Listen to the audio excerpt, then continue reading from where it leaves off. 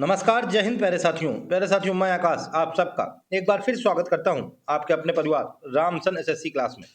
साथियों, जैसा कि आप सबको स्क्रीन में दिखाई दे रहा होगा, अंकित भाटी सर जो कि RWA यानी कि रोजगार विद अंकित के फाउंडर हैं, उन्हीं ने दोस्तों यूपी पुलिस वालों के लिए, किसके लिए, यूपी पुलिस वालों के लिए 20 मॉडल पेपर निकाले हुए थे। उन 20 मॉडल पेपर में हम लोगों ने 10 मॉडल पेपर फिनिश कर दिए हैं। यूपी पुलिस का पेपर तो खत्म हो गया है, लेकिन अभी मॉडल पेपर मेरे 10 बचे हुए हैं। वो मॉडल पेपर केवल यूपी पुलिस नहीं दोस्तों, हर एक वनडे एग्जाम के लिए क्या है, इंपॉर्टेंट होने वाला है। ठीक है, इसी वजह से मैं सारे के सारे मॉडल पेपर आप लोगों को कंप्लीट करा रहा हूं। तो आप लोग हिंदी का आज इंपॉर्टेंट वाला सेशन हम लोग कंप्लीट कराएंगे, तो इस इंपॉर्टेंट वाले सेशन को अच्छे से कंप्लीट करिए और मुझको कमेंट करके बताइए कि आप लोगों को क्लास कैसी लगी। ठीक है, तो चलिए हम लोग बिना देरी के शुरू कर लेते हैं आज के इंपॉर्टेंट वाला सेशन। देखते हैं क्वेश्चन नंबर फर्स्ट। कह रहा है इनमें से कौन सा शब्द कसरत का अनेकार्थी शब्द है। अनेकार्थी यानी कि सिनोनिम्स, जिसके और अर्थ हो, हमसे कसरत का पूछ रहा है। तो कसरत का साफ साफ दिखाई दे रहा है व्यायाम। ऑप्शन नंबर सी बिल्कुल करेक्ट आंसर हो जाएगा। ठीक है, लोग बाग कहते हैं कि मैं कसरत करने जा रहा हूं, यानी कि मैं व्यायाम करने जा रहा हूं। तो कसरत का अनेकार्थी शब्द व्यायाम, ऑप्शन सी करेक्ट हो जाएगा। नेक्स्ट देखते हैं क्वेश्चन। कह रहा है इनमें से कौन सा शब्द स्तुति का विलोम है। विलोम यानी कि अपोजिट पूछा है। अभी ऊपर पूछा था सिनोनिम्स यानी कि समानार्थी, अब अपोजिट यानी कि विलोम। स्तुति, स्तुति का विलोम, स्तुति मीन्स होता है प्रशंसा करना, यानी कि स्तुति का विलोम हो जाएगा निंदा। ऑप्शन नंबर बी बिल्कुल करेक्ट आंसर हो जाएगा। ठीक है, स्तुति, स्तुति का हो जाएगा निंदा। और ये दोस्तों आलोचना दिया हुआ है, आलोचना, इसका विलोम क्या हो जाएगा, इसका विलोम हो जाएगा प्रशंसा। क्या हो जाएगा, प्रशंसा। ठीक है, चलिए नेक्स्ट देख लेते हैं क्वेश्चन। क्वेश्चन नंबर थर्ड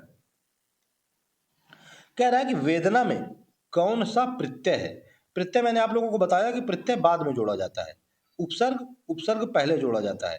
वेदना, वेद को लिखा जाता है वेद प्लस अना। ठीक है, तो अब ये अना जो है यही प्रत्यय हो जाएगा। ऑप्शन ए बिल्कुल करेक्ट आंसर हो जाएगा। ठीक है, अना। इसके और प्रार्थना अगर पूछ लेता, इसका भी प्रत्यय पूछता तो इसका भी प्रत्यय अना हो जाता। उसके बाद कल्पना, कल्पना का भी प्रत्यय क्या हो जाएगा, अना हो जाएगा। एक और है अर्चना, अर्चना का भी अना। चलिए नेक्स्ट देखते हैं क्वेश्चन नंबर 4। कह रहा है कि श्रीलाल शुक्ल को किस उपन्यास के लिए साहित्य अकादमी पुरस्कार प्राप्त हुआ। ये आप लोगों को डायरेक्ट याद करना पड़ेगा। श्रीलाल शुक्ल को राग दरबारी के लिए ऑप्शन नंबर डी बिल्कुल करेक्ट आंसर हो जाएगा। ठीक है, 1969 ईस्वी में, 1969 में साहित्य अकादमी पुरस्कार दिया गया राग दरबारी के लिए श्रीलाल शुक्ल को। ठीक है, इंपॉर्टेंट है, याद रखिएगा। चलिए हम लोग नेक्स्ट देख लेते हैं क्वेश्चन। Question number 5। दोस्तों अगर आप लोग क्लास को मतलब अच्छे से कवर कर रहे हो और अगर आप लोगों को क्लास पसंद आ रही हो और चैनल पर नए हो तो एक प्यारा सा कमेंट जरूर करिएगा, और अगर चैनल पर नए हो तो सब्सक्राइब कर लीजिएगा। कह रहे हैं कि जहां पहुंचा ना जा सके, इनमें से सर्वाधिक उपयुक्त शब्द कौन सा है। जहां पहुंचा ना जा सके उसके लिए नंबर ए में कह रहा है अनजान, अनजान तो होता है जिसको न जाना जाए। आगम, ये भी नहीं, अगम में बिल्कुल करेक्ट आंसर हो जाएगा। ठीक है, जहां पहुंचा ना जा सके, लोग बाग कहते हैं ये बहुत अगम्य है, जहां पहुंचा ना जा सके। ठीक है, अगम्य जगह है वो। चलिए नेक्स्ट देखते हैं क्वेश्चन नंबर 6। इनमें से कह रहा है गुणवाचक विशेषण कौन सा है।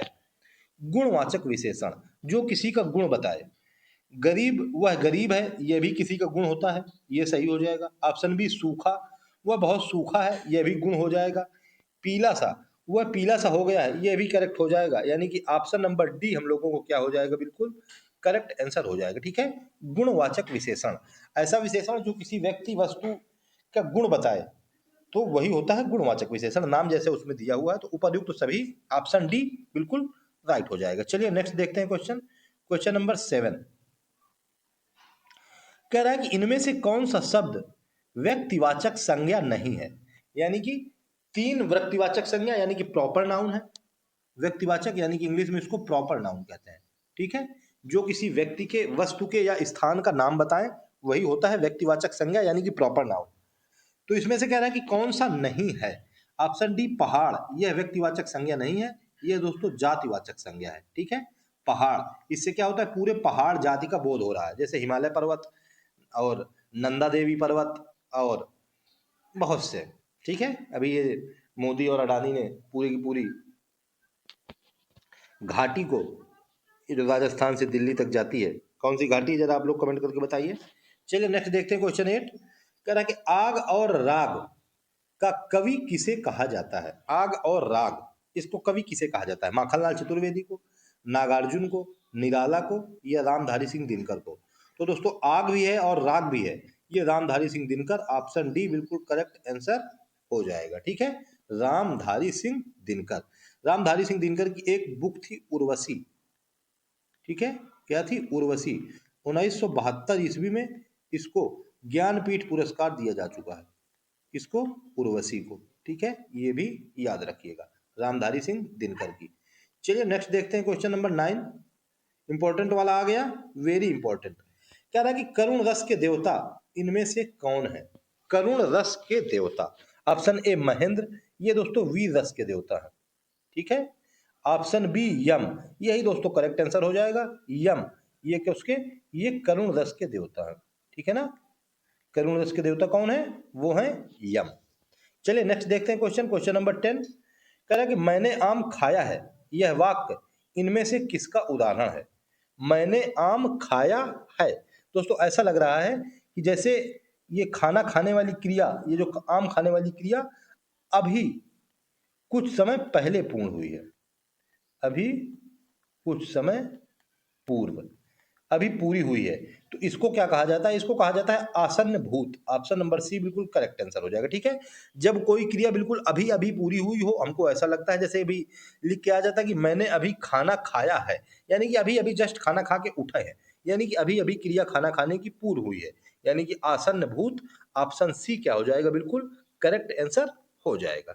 चलिए नेक्स्ट देखते हैं क्वेश्चन, क्वेश्चन नंबर 11। कह रहा है कि इनमें से कागज शब्द का बहुवचन क्या होगा। बहुवचन यानी कि प्लूरल, हमसे कागज का पूछ रहा है। ऑप्शन ए कागज, ऑप्शन बी कागजें, ऑप्शन सी कागजात, या ऑप्शन डी कागजों।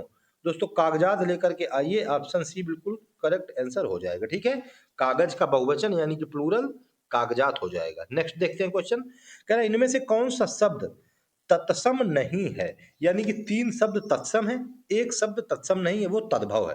हम लोगों को तद्भव वाला शब्द ढूंढना है। तद्भव क्या होते हैं, तद्भव होता है दोस्तों जो संस्कृत में यूज होते थे। तद्भव बराबर संस्कृत, ठीक है, और तत्सम बराबर हिंदी।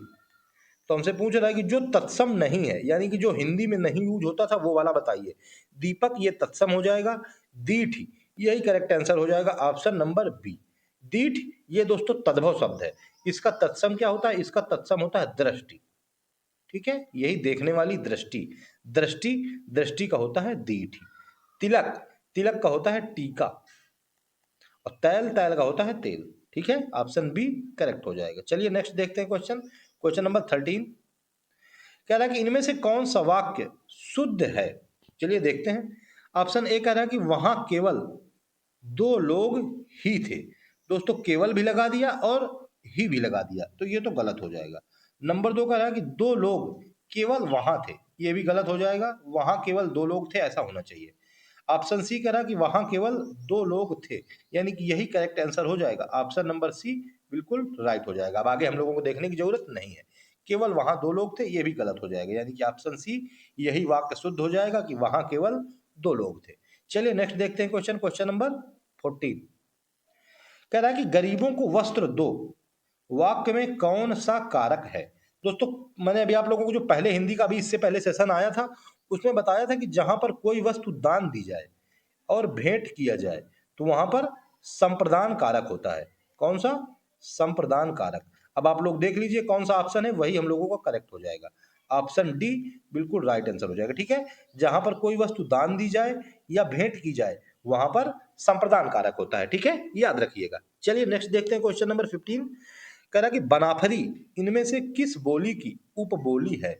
बनाफरी यानी कि बनाफर राय, ये दोस्तों बुंदेली की उपबोली है। इसमें कोई ऑप्शन नहीं है, तो ऑप्शन नंबर डी क्या हो जाएगा, करेक्ट आंसर हो जाएगा। ठीक है, बनाफरी बुंदेली की उपबोली है। ठीक है ना, किसकी है दोस्तों, बुंदेली की।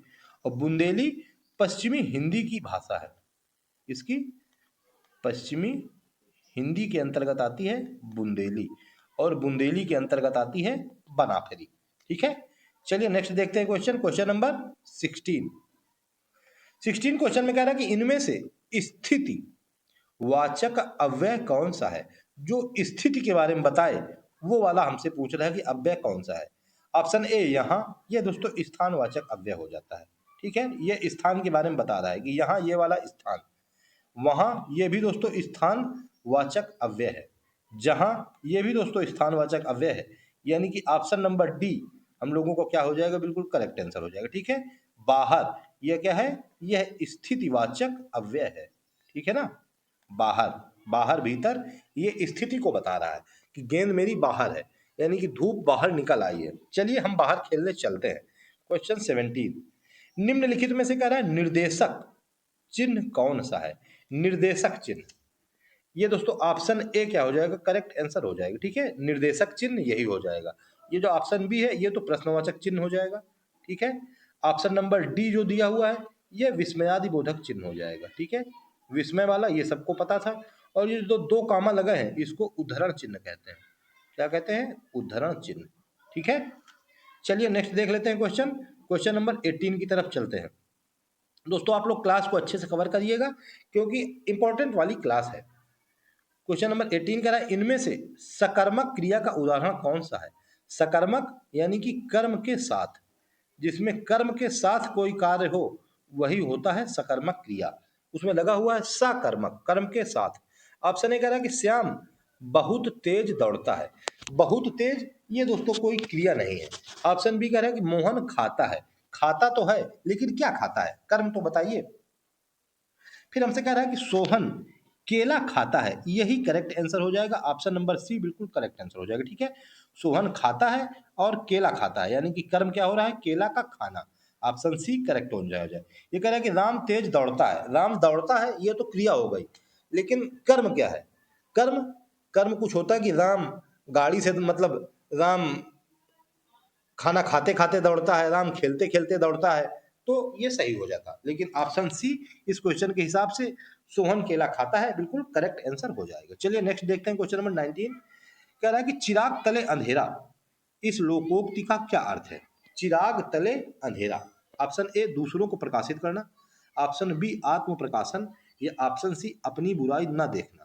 तो यही है दोस्तों ऑप्शन, ऑप्शन नंबर सी बिल्कुल करेक्ट आंसर हो जाएगा। ठीक है, अपनी बुराई ना देखना, यानी कि हमारे चिराग के तले अंधेरा है लेकिन हम लोग अपनी बुराई को नहीं देख रहे हैं।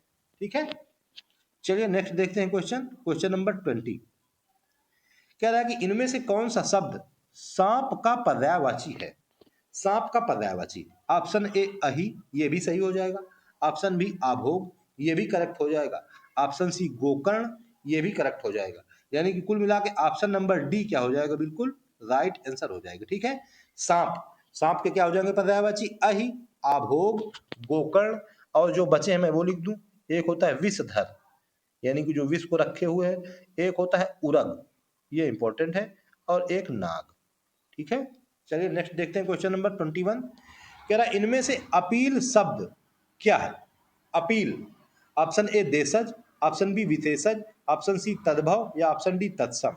ये दोस्तों विदेशज शब्द है, ऑप्शन नंबर बी बिल्कुल करेक्ट आंसर हो जाएगा। ठीक है, अपील ये दोस्तों अंग्रेजी भाषा का शब्द है, इसका अंग्रेजी भाषा का शब्द है, और वहीं से हम लोगों ने लिया है अपील, यानी कि ये विदेशज शब्द हो जाएगा। ठीक है, चलिए नेक्स्ट देखते हैं क्वेश्चन, क्वेश्चन नंबर 21। कह रहा है कि हवन में जलाने वाली लकड़ी के लिए शुद्ध शब्द इनमें से क्या है। हवन में जलाने वाली लकड़ी, ऑप्शन ए अग्नि, ऑप्शन बी वन काष्ठ, ऑप्शन सी समिधा, या ऑप्शन डी शुष्क काष्ठ। जितने भी दोस्तों, जितने भी लोगों ने हवन किया होगा या उनके यहाँ कुछ भी कार्यक्रम हुआ होगा जिसमें पंडित जी ने पार्टिसिपेट किया होगा, तो उन्होंने कहा होगा कि आइए सभी लोग समिधा डाल दीजिए यज्ञ में। तो यही होता है दोस्तों हवन में जलाने वाली लकड़ी, यानी कि समिधा। ऑप्शन नंबर सी बिल्कुल राइट आंसर हो जाएगा। ठीक है, इंपॉर्टेंट है, याद रखिएगा। चलिए नेक्स्ट देखते हैं क्वेश्चन नंबर 23। कह रहा है कि रामू थोड़ी सी मिठाई खाओ, इस वाक्य में थोड़ी सी किस प्रकार का क्रिया विशेषण है। दोस्तों क्रिया विशेषण चार प्रकार के होते हैं, ये जो ऑप्शन में दिए हुए हैं चार, ये चार के चारों क्रिया विशेषण है। ऑप्शन नंबर ए कह रहा है कि स्थानवाचक क्रिया विशेषण, जो स्थान के बारे में बताए। इसमें हमसे कहा गया है थोड़ी सी, यानी कि ये मात्रा के बारे में बता रहा है यानी कि ये परिमाणवाचक विशेषण, ऑप्शन बी बिल्कुल करेक्ट आंसर हो जाएगा। ठीक है, परिमाण यानी कि मात्रा। ठीक है, यही होता है परिमाणवाचक विशेषण। चलिए नेक्स्ट देखते हैं क्वेश्चन, क्वेश्चन नंबर 24। कह रहा है कि केंद्रीय हिंदी प्रशिक्षण संस्थान किस विभाग के तहत कार्यरत है? केंद्रीय हिंदी प्रशिक्षण संस्थान, इसकी स्थापना 1985 ईस्वी में हुई थी न्यू दिल्ली में। किसकी? केंद्रीय हिंदी प्रशिक्षण संस्थान की। यह दोस्तों राजभाषा विभाग के अंतर्गत कार्य करता है। ऑप्शन ए बिल्कुल करेक्ट आंसर हो जाएगा। ठीक है, राजभाषा विभाग के अंतर्गत। तो दोस्तों राजभाषा विभाग यह होम मिनिस्ट्री के अंतर्गत काम करता है, गृह मंत्रालय के अंतर्गत। इस विभाग की स्थापना 1975 ईस्वी में की गई थी। कब? 1975 में। 1975 में राजभाषा विभाग की स्थापना की गई। फिर उसके 10 साल बाद नई दिल्ली में हिंदी प्रशिक्षण संस्थान की स्थापना कर दी गई। चलिए नेक्स्ट देखते हैं क्वेश्चन नंबर 25। कह रहा है कि कंठ अल्प प्राण व्यंजन वर्ण का उदाहरण कौन सा है? कंठ से जो बोला जाए, यानी कि जो गले से बोला जाए। चलिए ऑप्शन देखते हैं। था, ये दोस्तों दंत का उदाहरण है। किसका? दंत का। था बोल के देखिए, दांत से निकलेगा। धा धनुष, ये भी दोस्तों दंत का उदाहरण है। ठीक है, उसके बाद फाफल, ये दोस्तों ओष्ठ का उदाहरण है। इसका? ओष्ठ। तो इसका मतलब ऑप्शन नंबर डी हम लोगों को बिल्कुल करेक्ट आंसर निकल के आ जाएगा। ठीक है, अंगा, ये दोस्तों किसका? ये कंठ का उदाहरण है। ठीक है ना, कंठ अल्प प्राण। धा धनुष दंत, था थन दंत, और फा फल ये ओष्ठ का उदाहरण हो जाएगा। चलिए नेक्स्ट देखते हैं क्वेश्चन, क्वेश्चन नंबर 26। कह रहा है कि आहा, फिर उसके बाद ये लगा हुआ विस्मयादिबोधक का चिन्ह। हिमालय की प्रकृति कितनी मनमोहक है, यह किस प्रकार का वाक्य है? इसमें दोस्तों आहा लग गया है, उसके बाद ये सिंबल भी लग गया है, यानी कि ये विस्मयवाचक वाक्य। ऑप्शन नंबर ए बिल्कुल करेक्ट आंसर हो जाएगा। ठीक है, जहां दोस्तों आहा लग जाए, आहा के बाद आश्चर्य हो जाए, किसी चीज का आश्चर्य, किसी चीज का शोक हो जाए, किसी चीज की घृणा हो जाए, और किसी चीज की खुशी हो जाए, तो वहां पर सभी जगह क्या होता है? विस्मय वाचक वाक्य होता है, यानी कि विस्मयादिबोधक वाक्य होता है। ठीक है, चलिए नेक्स्ट देखते हैं क्वेश्चन, क्वेश्चन नंबर 27। कह रहा है कि जिस समास में पूर्व पद विशेषण और उत्तर पद विशेष्य हो, यानी कि पहले वाला पद विशेषण हो और उत्तर पद क्या हो? विशेष्य हो, तो कह रहा है कि वह किस प्रकार का समास कहलाता है? वह दोस्तों कर्मधारय समास कहलाता है। ऑप्शन सी बिल्कुल करेक्ट आंसर हो जाएगा। ठीक है, पूर्व पद विशेषण और उत्तर पद विशेष, तो वह किस प्रकार का समास कहलाता है? वह कर्मधारय समास कहलाता है। ऑप्शन सी बिल्कुल करेक्ट आंसर हो जाएगा। चलिए नेक्स्ट देखते हैं क्वेश्चन, क्वेश्चन नंबर 28। कह रहा है कि चौथा यानी कि 4 नंबर का विश्व हिंदी सम्मेलन कहाँ संपन्न हुआ? चौथे नंबर का विश्व हिंदी सम्मेलन 1993 ईस्वी में दोस्तों ये संपन्न हुआ था, पोर्ट लुइस में, यानी कि मॉरिशस में। ऑप्शन डी बिल्कुल करेक्ट आंसर हो जाएगा। ठीक है, पोर्ट लुइस मॉरिशस 1993 में चौथा विश्व हिंदी सम्मेलन संपन्न हुआ था। चलिए नेक्स्ट देख लेते हैं क्वेश्चन, क्वेश्चन नंबर 29। कह रहा है कि ममता कालिया को, किसको नाम क्या है? ममता कालिया, इनको दुखम सुखम उपन्यास के लिए कौन सा पुरस्कार प्राप्त हुआ? दुखम सुखम उपन्यास के लिए दोस्तों 2017 ईस्वी में कौन सा? व्यास सम्मान पुरस्कार किया गया था। ऑप्शन सी बिल्कुल करेक्ट आंसर हो जाएगा। ठीक है, ममता कालिया दुखम सुखम उपन्यास के लिए 2017 ईस्वी में इनको व्यास सम्मान दिया गया था। चलिए हम लोग नेक्स्ट देखते हैं क्वेश्चन नंबर 30।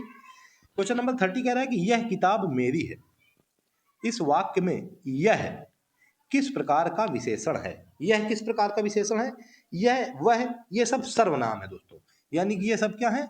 ये यह है, और उसके बाद वह है, ये वे, ये सब सर्वनाम है, यानी कि ये सार्वनामिक विशेषण हो जाएगा। ऑप्शन सी बिल्कुल करेक्ट आंसर हो जाएगा। ठीक है, सार्वनामिक विशेषण। ठीक है ना, इंपॉर्टेंट हो जाएगा, आप लोग इसको अच्छे से देखिए। चलिए हम लोग नेक्स्ट देखते हैं क्वेश्चन नंबर 31, यानी कि आज का सेकंड लास्ट क्वेश्चन। कह रहा है कि संस्कृत किस परिवार की भाषा है?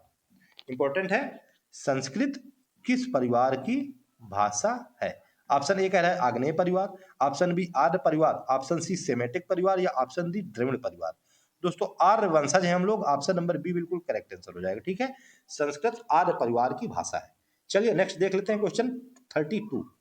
कह रहा है कि मगही किस राज्य में ज्यादा बोली जाती है? मगही, ये दोस्तों बिहार राज्य में बोली जाने वाली भाषा है। ऑप्शन नंबर ए बिल्कुल करेक्ट आंसर हो जाएगा। ठीक है, सबसे ज्यादा बोली जाने वाली भाषा है बिहार में, कौन सी? मगही। ठीक है, ये आप लोग याद रखिएगा। अर्धमागधी अपभ्रंश से इसका मतलब उत्पन्न हुई है, यानी कि इसकी उत्पत्ति हुई है, इससे अर्धमागधी अपभ्रंश से। तो दोस्तों ये थे आज के टॉप 32 क्वेश्चन, जो कि मुझको उम्मीद है कि आप लोगों को पसंद आए होंगे। और अगर आप लोगों को क्लास पसंद आई हो तो फिर एक प्यारा सा लाइक जरूर कर दीजिएगा, और अगर चैनल पर नए हो तो चैनल को सब्सक्राइब भी कर लीजिएगा। ठीक है, और कमेंट करके मुझको बताइए कि आप लोगों को क्लास कैसी लगी और क्या क्लास में कमी रह गई। ठीक है, तो ठीक है दोस्तों, आप लोग इसको क्लास को अच्छे से कवर करिए, तैयार करिए, और अपनी जो आपकी तैयारी है 2026 में आप लोग सरकारी नौकरी लेने का सपना देखना चाहते हैं, वो सभी तैयारी करते रहिए और अपना पूरा करिए। ठीक है, तो ठीक है दोस्तों, मिलते हैं नेक्स्ट सेशन में जीके जीएस के इंपॉर्टेंट वाले सेशन के साथ। तब तक के लिए जय हिंद, जय श्री राम।